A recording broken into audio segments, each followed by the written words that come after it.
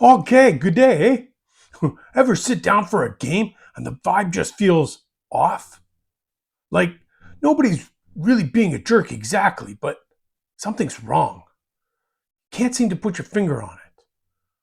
Or have you ever finished a match and spend the next 2 days thinking, wait, why am I stressed?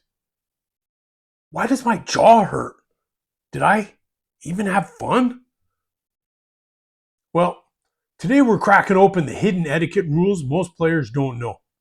The unspoken stuff that separates a good game from one that leaves you questioning reality, eh?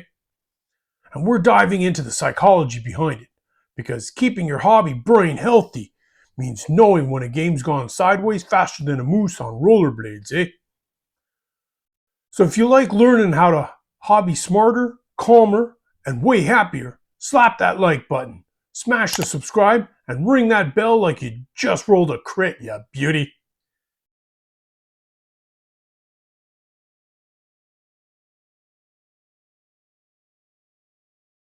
Welcome to C7 Hobbies, episode 20.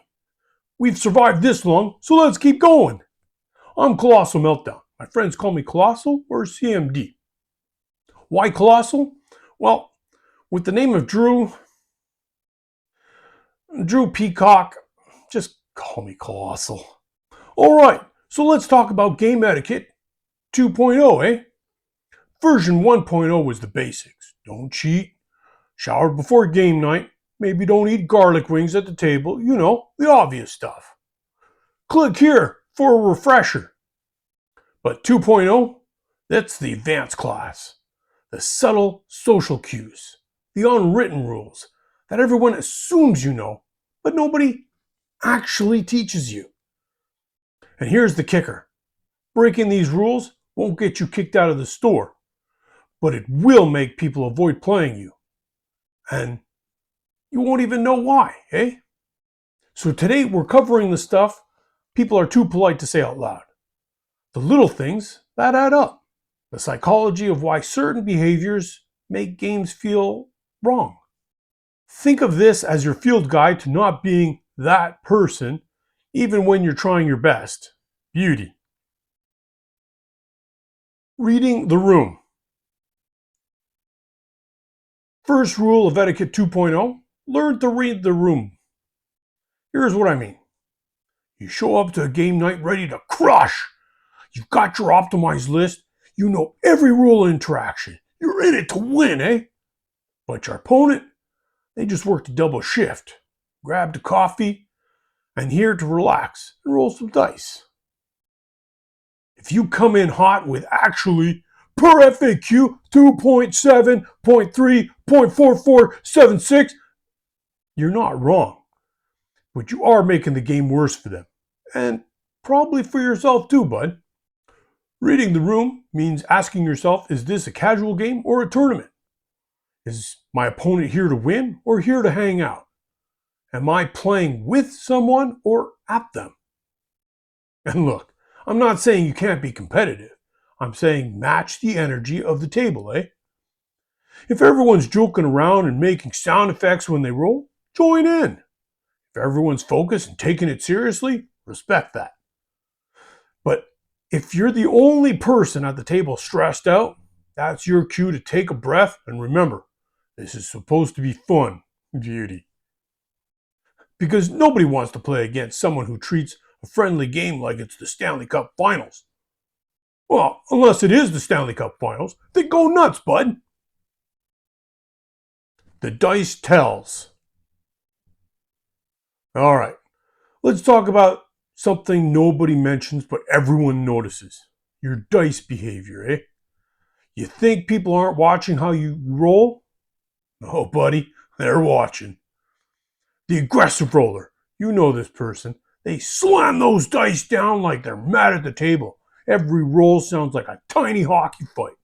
The dice scatter everywhere, knock over terrain, sometimes hit your models. Psychology wise, it reads as aggressive, even if you're not trying to be, bud.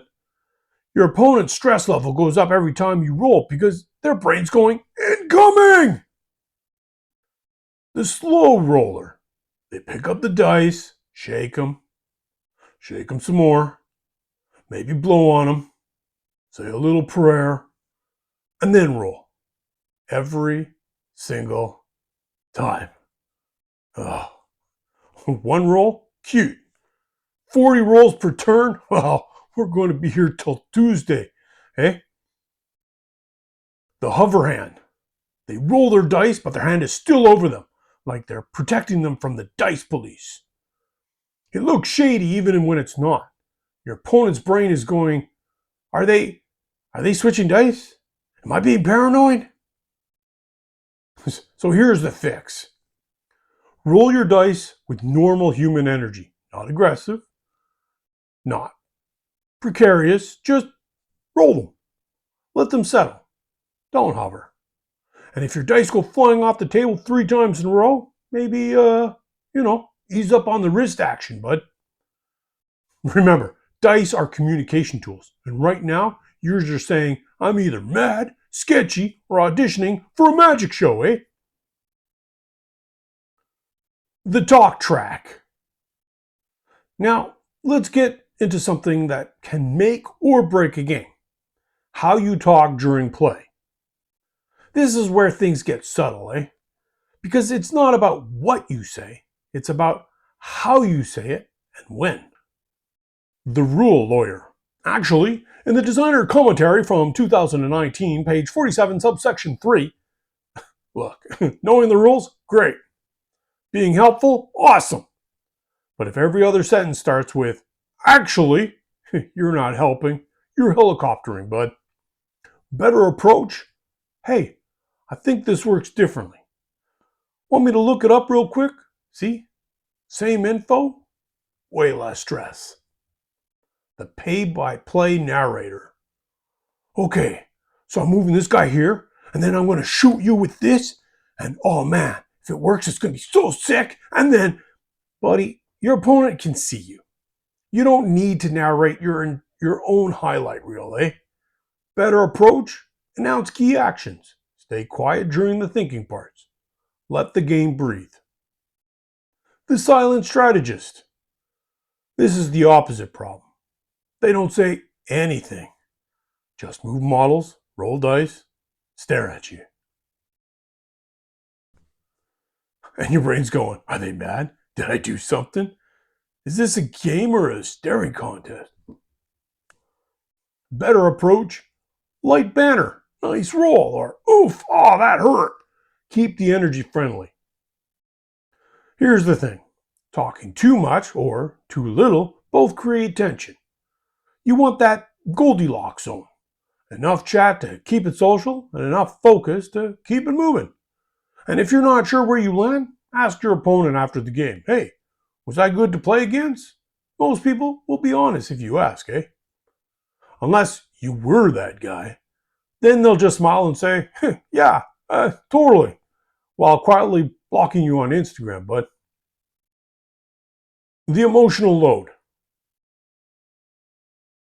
All right, we're getting into the heavy stuff now. Managing your emotional energy at the table, eh? Because here's what nobody tells you. When you're stressed, your opponent feels it. When you're frustrated, they tense up. When you're salty, the whole vibe crashes. You're losing. Your dice are cold. Your plan fell apart. And now you're sighing heavily after every roll, shaking your head, maybe muttering, of course, under your breath. Your opponent, they're not having fun anymore either, because now they feel guilty for winning, or they're stressed that you're mad at them. The game's not fun. It's work. This is emotional labor, eh? And you're making your opponent do it. Your stress becomes their stress. Your frustration becomes their problem. And suddenly a game that's supposed to be fun feels like managing someone else's meltdown. Here's how to manage this beauty. Notice when you're tilting. Jaw clenched, shoulders tight.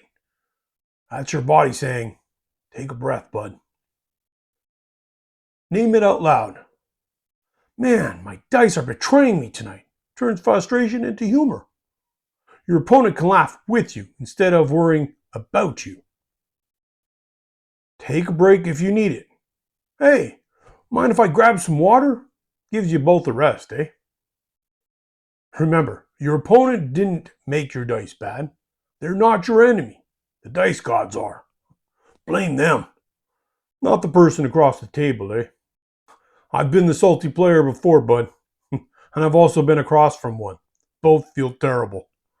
So if you catch yourself spiraling, pause. Breathe. Remember why you're here.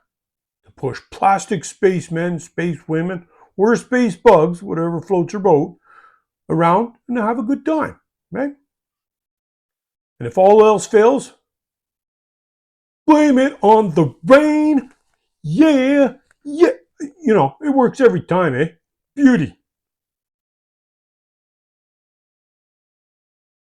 The after game vibe. So, the game's over. You won, you lost, whatever. Now comes the part most people mess up. How you end the game. Because the last 60 seconds shape how your opponent remembers the whole experience, eh? The bad winner. Yeah, I knew I had you by turn 2. That list is just too strong. You didn't really have a chance, eh? Buddy, read the room. You already won. Don't salt the wound. The bad loser. Well, if the dice hadn't screwed me, or I would have won if you hadn't, but you lost. It happens. Don't make excuses or blame your opponent for playing the game, eh? The ghost. Game ends, they pack up in silence and leave. No handshake, no good game, just gone. And your brain's like, did I do something wrong? Are they mad? Should I apologize? Here's the beauty move. Shake hands or fist bump, whatever.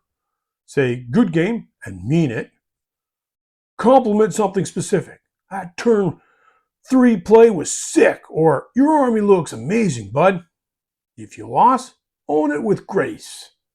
You outplayed me. Well done, eh? If you won, be humble. That was close. Your dice were rough today. How you leave the table is how people remember you. Win or lose, leave them thinking, I'd play that person again, eh? Because if they don't want to play you again, well, congrats! You just became the local villain. And not the cool kind. The kind people avoid at tournaments, bud. The Unspoken Asks. Alright, last big one before we wrap up. Respecting boundaries you didn't know existed, eh? These are the invisible lines that vary person to person, and crossing them makes games uncomfortable real fast, bud. So touching someone's models without asking. I know. They're right there, and they look so cool. You just want to see the detail. But to the painter, that's their baby. Ask first, eh? Mind if I check out this mini? 3 words. Zero awkwardness. Touching someone else's dice. Weird rule, but it's a real one, bud.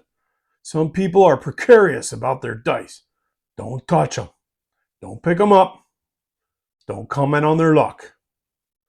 Hovering while they're thinking. Give people space to make decisions, eh? If you're leaning over the table, staring at them, breathing on their models, that's pressure. Back up, bud. Phone time. If you're on the phone during their turn, it reads as, I don't care about this game, even if you're just checking the time. It looks rude. Unsolicited advice. You know what you should do unless they ask. Keep it to yourself, bud. Backseat gaming kills the fun for both of you. The thing is, everyone's boundaries are different. What bothers me might not bother you. So when in doubt, just ask, eh? Is it cool if I move this to measure? Mind if I grab my phone real quick? Want me to explain this rule, or are you good? Asking shows respect, and respect makes games better for everyone. Beauty. Closing thoughts. Alright, so here's the thing about Game Etiquette 2.0. It's not about being perfect. You're going to mess up. We all do, eh? I've been the loud player, the salty loser, and the guy who didn't read the room. But the goal isn't perfection, it's awareness, bud. Awareness that your energy affects the table. Awareness that small things add up. Awareness that this hobby built on people, not just plastic and paint. If you walk away from this video remembering one thing, make it this. Every game is a shared experience, eh? You're not just playing a game, you're creating a memory with another human. And how you show up shapes whether that memory is a good one or one that they complain about later on Reddit, bud. So read the room. Roll your dice like a normal person. Manage your emotions. Be kind when you win and gracious when you lose. You do that, you'll never run out of people who want to play with you, eh? And that's the real win. Beauty. All right, beauties. If this helped you level up your table manners, do me a solid. Smash that like button. Subscribe if you haven't. We're talking hobby psychology every second week, eh? Drop a comment. What's the worst etiquette violation you've ever seen in a game? I want to hear the horror stories. Until then, be kind at the table, keep your dice humble, and remember, it's just a game, eh? If you want to support the channel, there are a number of ways. I have affiliated links below in the description. You can support the channel by purchasing hobby supplies I use through the links. It does not cost you anything extra. In fact, it can save you money and it supports the channel. It's a win-win. Totally awesome. You can buy me a coffee or you can get merchandise at the C7 store. Whatever floats your boat, eh? I have a hobby hangout on Twitch for those interested in building and painting models with a group, along with other information about our Discord server, all in the description. Be sure to check out the C7 Misinformer Miniature podcast. Get your latest tabletop gaming news with a comedic spin. You can find it on most podcasting sites. I greatly appreciate all the support. Without you, this would not be possible. So thank you. Now go forth, be awesome, and paint for the paint gods.